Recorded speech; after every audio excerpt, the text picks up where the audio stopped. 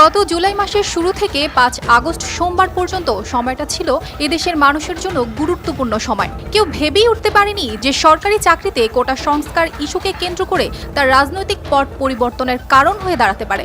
আন্দোলনের শুরুতেই নিয়ন্ত্রণ করে রাখতে না পারাটা ছিল শেখ হাসিনা সরকারের সবচেয়ে বড় ব্যর্থতা। তাই তো ছাত্র জনতার অবিস্মরণীয় অভ্যুত্থানের মুখে পড়ে অবশেষে বাংলাদেশ থেকে শেখ হাসিনার নজিরবিহীন দুঃশাসন ও স্বেচ্ছাচারিতার অবসান ঘটেছে।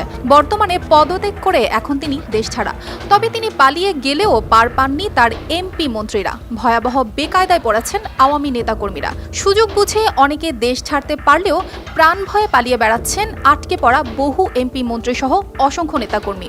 এমন খবরও চাওয়া হয়েছে যে বিভিন্ন দূতাবাসে আশ্রয়ও চেয়েছেন তাদের অনেকে। এদিকে ৫ আগস্ট ইচ্ছা না থাকা সত্ত্বেও প্রধানমন্ত্রীর পদ থেকে পদত্যাগ করেন শেখ হাসিনা এবং সামরিক হেলিকপ্টারে চড়ে ভারতের উদ্দেশ্যে উড়াল দেন তিনি। তার তাৎক্ষণিক এই সিদ্ধান্তে কয়েকজন এমপি মন্ত্রী পড়েছেন বেশ বিপাকে। তারা দেশ ছাড়তে না পেরে দেশেই আছেন গা ঢাকা দিয়ে। এদিকে আওয়ামী লীগ সাধারণ সম্পাদক ওবায়দুল কাদের জাতীয় নির্বাচনের পর থেকে প্রতিদিনই বিভিন্ন ইস্যু নিয়ে মিডিয়ার সামনে কথা বলতে দেখা গেলেও বৈষম্য বিরোধী ছাত্র আন্দোলনের শেষ মুহূর্তে তাকে নীরবতার ভূমিকা পালন করতে দেখা গেছে।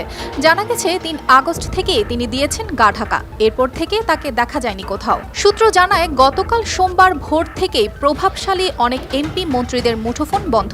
বিশেষ করে স্বরাষ্ট্রমন্ত্রী আসাদুজ্জামান খান কামাল, আইনমন্ত্রী আনিসুল হক চলে যান অজ্ঞাত স্থানে। এর আগে হাসিনা সরকারের ক্ষমতাধর উপদেষ্টা সালমান এফ রহমান, অর্থমন্ত্রী মাহমুদ আলী, বস্ত্র ও পাটমন্ত্রী গোলাম দস্তগীর গাজী ও ঢাকা দক্ষিণ সিটি কর্পোরেশনের মেয়র শেখ ফজলে নূর তাপস বিমানযোগে দেশ ছাড়েন।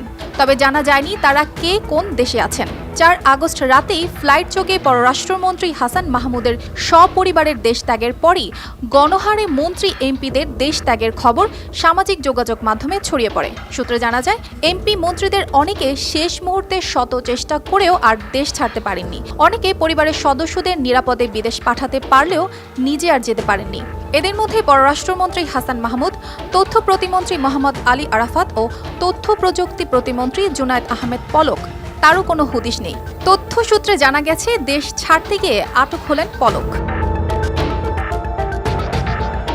দেশ ছাড়া এমপি মন্ত্রীদের মধ্যে গণপূর্ত মন্ত্রী আম ওবায়দুল মুক্তাদির, সাবেক বস্ত্র ও পাটমন্ত্রী গোলাম দস্তগীর গাজী, অর্থমন্ত্রী আবুল হাসান মাহমুদ আলী, স্থানীয় সরকার মন্ত্রী তাজুল ইসলাম, সাবেক হুইপ নূর ই আলম চৌধুরী, কৃষিমন্ত্রী আব্দুস শহীদ ও সাবেক ভূমিমন্ত্রী সাইফুজ্জামান চৌধুরী জাবেদ, এমপি নূর ই হাসনা লিলি চৌধুরী ও তার পরিবার, উত্তর এলাকার সাবেক এমপি হাবিব হাসান এবং জেপি প্রধান ও সাবেক মন্ত্রী আনোয়ার হোসেন মঞ্জু।